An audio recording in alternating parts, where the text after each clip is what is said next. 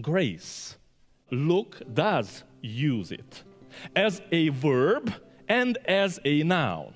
When my administrative assistants saw my verse, my preaching text, they looked at one another and they said, most likely this verse is off. Let's ask Pastor Joe if he indeed wants to preach from a Christmas passage. And I said, yes, that's my verse. The angel said to her, rejoice, highly favored one. The Lord is with you. Rejoice, highly favored one is actually a salutation, a greeting.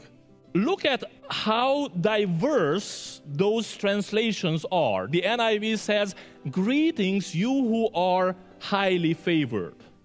The King James Version says, hail, thou that art highly favored.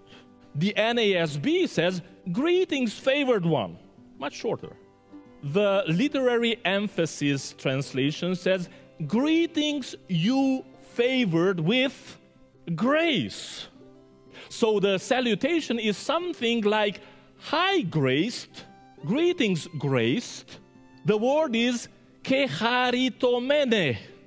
Kecharitomene comes from charito, which is the verb for grace. The verb is to grace.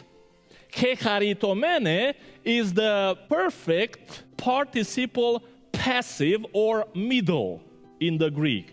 It has two significances. If you take it as a passive, it means that you are graced. It means that somebody that is being greeted like this, high graced, is being graced by somebody, possibly God in this context, or that person being graced with something.